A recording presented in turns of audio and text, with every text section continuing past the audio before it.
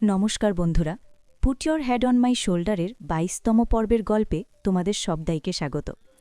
গল্পের এই পর্বে আমরা দেখতে পাই গু ওয়েই আর মোমো একে অপরের চোখের গভীরে এমনভাবে হারিয়ে গেছে যেন সময়ের কাঁটা মুহূর্তের জন্য থমকে গেছে। কিন্তু পরক্ষণেই গু ওয়েইয়ের হুঁশ ফেরে আর সে চট করে উঠে বসে। তার দেখা দেখি মোমোও উঠে বসে আর বলে, আমি স্নান করতে যাচ্ছি। এরপর মোমো বাথরুমে গিয়ে তাদের দুজনের বেডশিট ধুয়ে দেয়। স্নান সেরে সে গু ওয়েইয়ের রুমে আসে আর তাকেও স্নান করতে যেতে বলে। গু ওয়েই যখন দেখে যে মোমো দুটো বেডশিটই ধুয়ে ফেলেছে, সে অবাক হয়ে জিজ্ঞেস করে, তুমি দুটো বেডশিটই ধুয়ে দিয়েছ, তাহলে রাতে ঘুমাবে কোথায়? মোমো উত্তরে বলে, কোনো ব্যাপার না, আমি সোফাতেই ঘুমিয়ে পড়ব। গু ওয়েই তখন তাকে নিজের ঘরে ঘুমাতে বলে, কিন্তু মোমো রাজি হয় না। এরপর মোমো সোফায় শুয়ে নিজের কান পরিষ্কার করছিল, কারণ স্নান করার সময় তার কানে জল ঢুকে গিয়েছিল। ঠিক তখনই গু ওয়েই স্নান সেরে এসে তাকে চমকে দেয় আর মোমোর কানে বেশ জোরে আঘাত লাগে। গু ওয়েই যখন চিন্তিত হয়ে মোমোর কানের কাছে ঝুঁকে দেখতে যায়, তখন তার এক বন্ধুর বলা কথা মনে পড়ে যায় যে মোমোর কান খুব সেন্সিটিভ। তাই সে আলতো করে মোমোর কানে ফুঁ দিতে শুরু করে। মোমো অবাক হয়ে জিজ্ঞেস করে, করছোটা কি তুমি?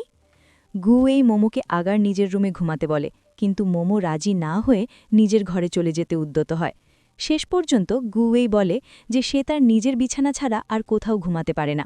তাই অগত্যা দুজনেই এক বিছানায় শুতে বাধ্য হয়। বিছানায় শুয়ে মোমো হঠাৎ গু ওয়েইকে জিজ্ঞেস করে বসে, গু ওয়েই, তুমি কি সত্যিই আমাকে পছন্দ করো? গু ওয়েই তার দিকে ফিরে মিষ্টি করে বলে, আই লাভ ইউ, আর তারপর সে মোমোকে কিস করে। এরপর আমরা দেখি গু ওয়েই কিছুটা অপ্রস্তুত হয়ে পড়েছে।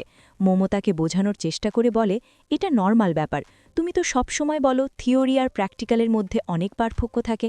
আমি বুঝতে পারছি। এই কথা শুনে গু ওয়েই আরও বেশি লজ্জিত হয়ে পড়ে আর বলে, চুপ করে ঘুমিয়ে পড়ো তো। এরপর সে সারা রাত জিগে ফিমেল বডি নিয়ে পড়াশুনো করে। সকালে মোমো উঠে দেখে গু ওয়েই তখনও পড়ছে। অন্যদিকে মোমো অফিসে গিয়ে জানতে পারে যে তারা যে আর্টওয়ার্ক কম্পিটিশনে অংশ নিয়েছিল সেখানে তাদের নাম নেই। তাদের কাজের সমস্ত ক্রেডিট তাদের বস শাসা নিয়ে নিয়েছে। এই ঘটনায় মোমো ভীষণ আপসেট হয়ে যায়। বাড়ি ফিরে মোমো দেখে গু ওয়েই ফোনে ব্যস্ত। এতে তার মন আরও খারাপ হয়ে যায় এবং দুজনের মধ্যে একটা দূরত্ব তৈরি হয়। গু ওয়েই মোমোর মন ভালো করার জন্য তাকে জড়িয়ে ধরে, কিন্তু মোমো রেগে গিয়ে বলে, তুমি কি শুধু এইগুলোই পারো, আমাকে ছাড়ো। এই বলে সে নিজের ঘরে চলে যায়। গু ওয়েই তখন মোমোর সঙ্গে কথা বলার জন্য একটা বুদ্ধি বের করে। সে মোমোর দরজায় নক করে এমন ভাব করে যেন মোমো তার দরজায় নক করছে।